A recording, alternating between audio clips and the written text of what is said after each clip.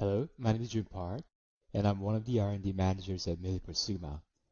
Today I would like to present dynamic live cell imaging of adherent and immune cells using our CellASIC platform. Here's the outline of today's presentation.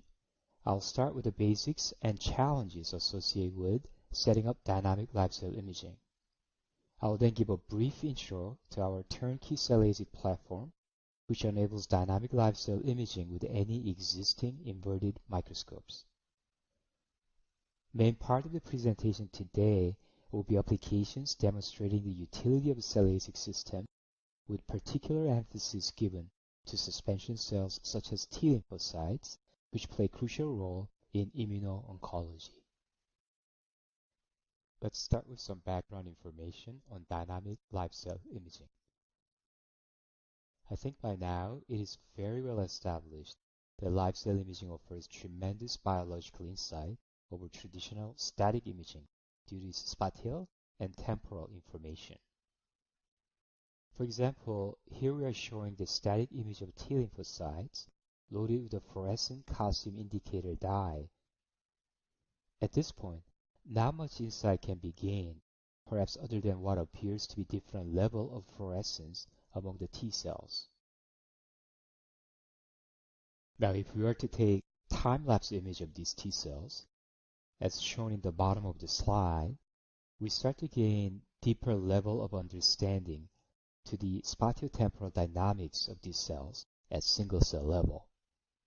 In this particular experiment, T cells were activated with ionomycin, which causes increase in intracellular calcium level. Already a couple observations can be made which were not possible when we're just looking at the static image in the middle of the slide. For example, we can notice that T cells are oscillating in their calcium level during the resting stage, and also that there is a significant level of heterogeneity among the T cells in terms of their calcium responses upon activation.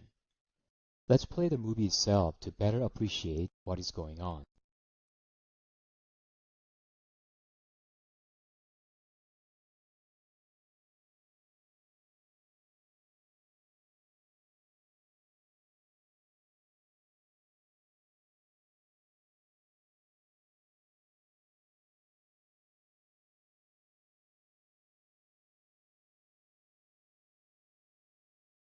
In summary, the advantages of dynamic live cell imaging can be summarized in this slide. Analysis of cellular event at single cell level, thus enabling study of population heterogeneity. Study of cellular biology as a function of microenvironmental perturbations. For example, we can study calcium responses of T cells before, during, and after their activation. Another common example would be dynamic gas control, such as cycling between normoxic and hypoxic conditions. Last but not least is the time dimension, where we can now study various cellular responses, such as morphology, movement, signaling, as well as the cell-cell interaction, as a function of time to obtain spatiotemporal information of any given biological system. Now, let's take a step back and think about some of the challenges in terms of building or buying a system which will enable dynamic live cell imaging. Dynamic live cell imaging, while it is a very powerful tool, has its challenges. This is an image from Wikipedia and nicely demonstrates the complexity of such a system. These are very large and complex systems with a high price tag, requiring well-trained scientists to operate. Also, in all cases, additional do-it-yourself components are required to enable perfusion and fluidic capabilities in order to create true dynamic imaging system. These components, such as pumps and perfusion chambers with associated controllers, will further create complexity and increase price. Switching gears then, let's talk about our CellASIC platform. What would be the key advantages of our system?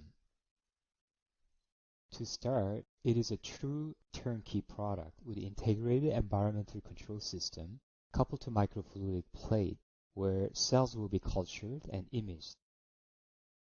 The system controller, shown in the middle of the slide, is the size of a typical 13-inch laptop in its X and Y dimension. It is extremely portable and was built with mobility in mind. The controller controls various parameters such as temperature, gas, and flow rate within the microfluidics plate, which is connected to the controller by manifold. The software is very easy to use and enables step-by-step protocol building where each experimental step can be built with user-defined time, temperature, gas, and perfusion parameter such as flow rate. Let's take a look at the plate in greater details. It has standard 96 well footprint. Images in the center show one of our plate preloaded with colored dyes to show individual layout of the fluidics. Plate has 6 inlet wells on the left side and 2 outlet wells on the right side connected to the central tissue culture chamber area via microfluidics channel. As you can see in this cartoon, for each row, indicators of group 1, 2, 3, and 4, all the individual wells within the group are connected to tissue culture chamber area via individual microfluidics channels, which are the colored lines. This enables up to 4 independent experiments to be conducted per plate. When the plate is connected to the controller unit via manifold, media or reagent in each of the inlet wells can be pressed down via positive pressure. This will then move the media or reagent from that well into the tissue culture chamber area, and which will then exit to the outer wells.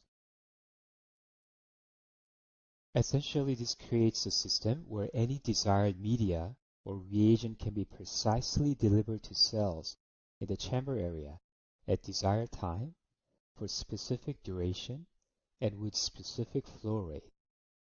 Since the plate can be temperature and gas controlled, we now have a system that can offer ability to control cellular microenvironment in dynamic, on-demand fashion. Plate material is also made of gas-permeable polymer to allow dynamic gas control. And the bottom of the plate is made of N1.5 glass for clear imaging, including confocal applications. Last thing I would like to mention is that since these are microfluidics plate, we can also introduce specific micro-dimensional features targeting certain applications, such as imaging of suspension cells or maintenance of chemotactic gradient. Now let's go over some of the key applications. Our system can be connected to 2 independent gas outlets. So in this example, we can create normoxic and hypoxic conditions using gas switching ability. The middle image shows fluorescent intensity of reverse oxygen sensor, RTDP, measured from one of the tissue culture chamber within our microfluidic plate. RTDP will increase fluorescence with decreasing oxygen concentration and vice versa. Arrows indicate the time point at which gas switching was initiated. We can see RTDP fluorescence increasing as we put tissue chamber under hypoxic condition starting at T equals 2 hours. When we revert to normoxic condition at T equals 6.5 hours, we can see fluorescence start to decrease. Now that we have established that our system can create hypoxic or normoxic microenvironment, the image on the right shows cellular responses under such conditions by measuring expression level of HIF1 alpha, which is a key transcription factor under cellular hypoxia. We are also measuring RTDP fluorescence as indicated by blue line. When cells are subjected to hypoxic condition, we see the expression level of HIF1 alpha increasing as seen by the increase in the black line. And then later on, as cells are subjected to normoxic condition, we see fluorescence of RTDP decreasing which in turn is followed rapidly by decreased expression of HIF-1 alpha. Intensity of DAPI is plotted as a control in purple line, and it shows no meaningful change under changing oxygen levels. Next, we would like to show you live cell movie generated using BioTracker Hypoxia live cell dye. This is a cell-permeable live cell dye, which becomes fluorescent under hypoxic condition inside of cells. Here we're looking at A431 cells loaded with and without dye after 16-hour incubation under hypoxic condition to show its specificity. Now let's take a look at the live cell movie.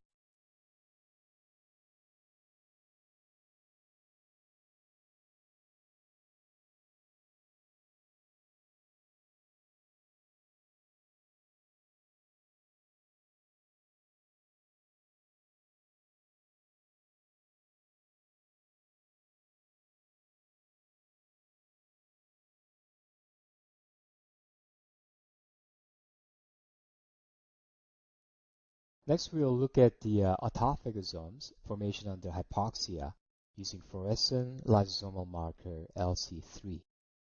Under hypoxic condition, cellular stress will induce the formation of punctate autophagosomes, and this can be visualized and measured based on live cell imaging. Let's take a look at the movie.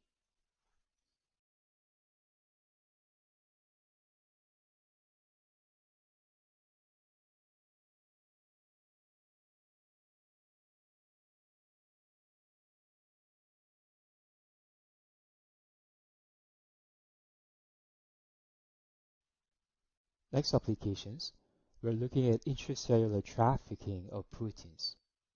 In this case, we are examining internalization of fluorescent EGF receptor upon EGF activation. You will notice upon the addition of EGF, the receptors start to coalesce together, which then gets internalized to endosomal compartment with characteristic punctate patterns. Let's take a look at the live cell movie.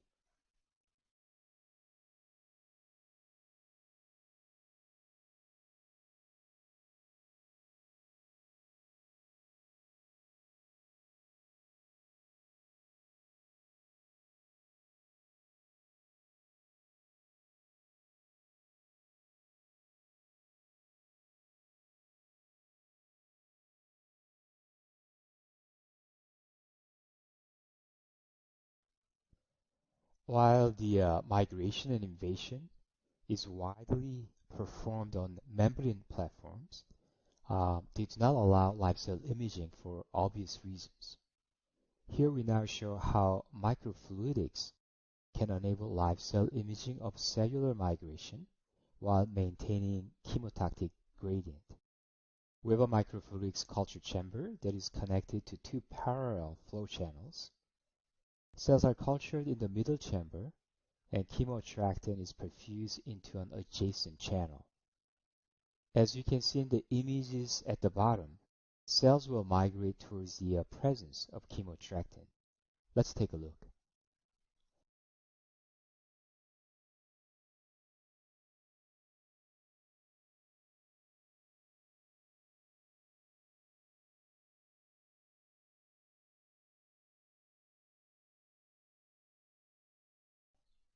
Perhaps most obvious utility of dynamic live cell imaging is calcium imaging. Many cell types respond to external stimulation by increasing intracellular calcium level. Often these calcium responses are transient responses which only last for short duration of time. Bottom images of the slide show calcium responses of HeLa cells to ATP, and you can see that the response occurs within a minute of ATP introduction.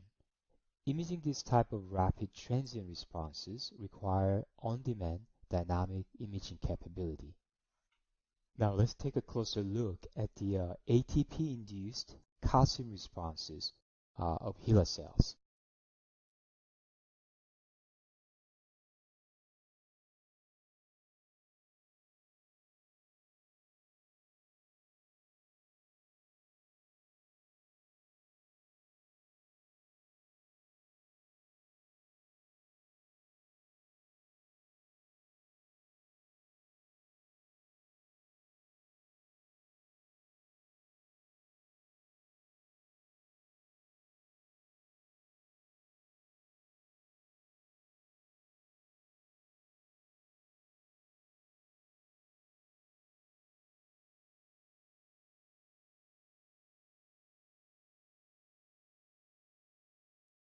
We'll cover one more example of calcium imaging, where cells are undergoing rapid, spontaneous calcium oscillation.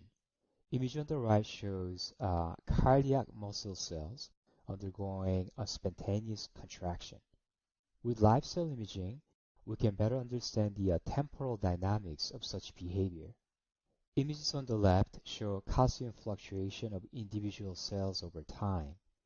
We can see that the cells are actually beating every 2 to 3 seconds, as seen by the ups and downs of the calcium level. Let's take a closer look at the live cell movie.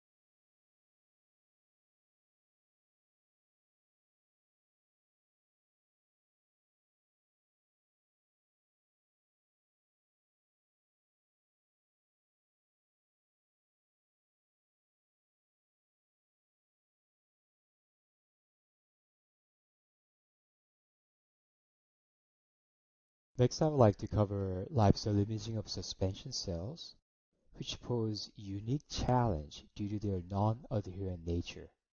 As you can see on the image at the bottom left, during live cell imaging, suspension cells will move up and down, making it impossible to image cells at single cell level. However, if we introduce micron scale sealing, then we can confine these cells under single focal plane and enable clear visualization of cells during live cell imaging.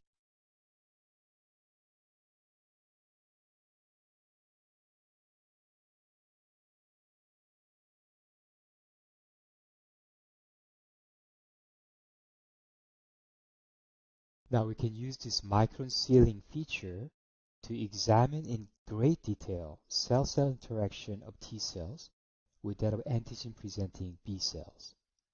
Let's take a closer look.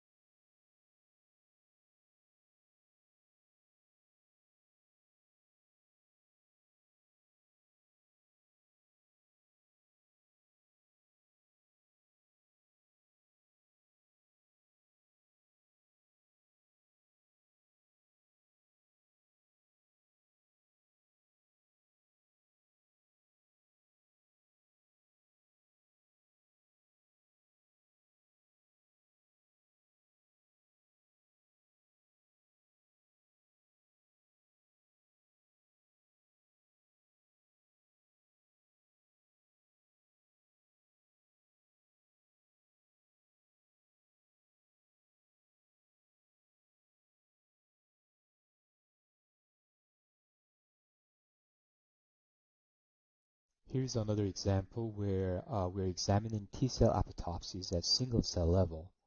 We're using CD95 activation to induce programmed cell death, and then visualizing the cellular events using caspase-3 specific apoptosis probe as well as annexin 5. Let's take a look at the live cell movie.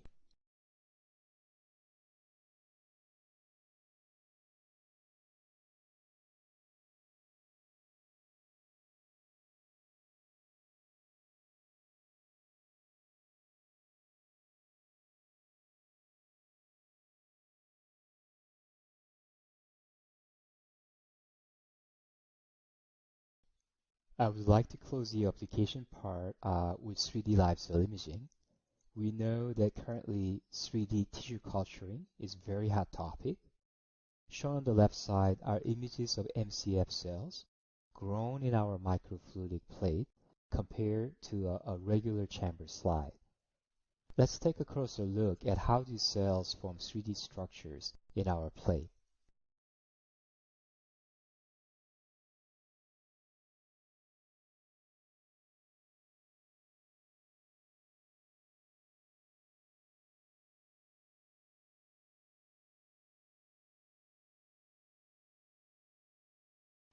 In closing out, I would like to mention some additional features of our system. In addition to dynamic live cell imaging, it can be used as an automation platform for tasks such as staining. We can also enable extraction of cells after imaging. For example, trypsinized cells can be interrogated by flow cytometry. Proteins or nucleic acid can also be collected and analyzed as well. That covers our applications overview. Now for summary, I would like to quickly go over our plate offerings. We have a number of plates targeted for different cell types. So all our plates that start with letter M are intended for mammalian imaging, whereas our plates with letter B and Y are intended for bacteria and yeast imaging respectively. We do enjoy a tremendous number of publications, many of them in top journals, further demonstrating the value that we bring for our customers. Now, in summary, we know that the real in vivo biology is complex and dynamic. An ability to perform dynamic live cell imaging offers a unique window of opportunity to better understand these events. With CellASIC, we can now better control the dynamic cellular microenvironment. With turnkey offering leveraging microfluidics, our system enables a wide range of studies which can better recapitulate complex in vivo biology. With that, I would like to thank everyone. If you have any questions, please do not hesitate to contact us or visit us at www.cellasic.com. Thank you.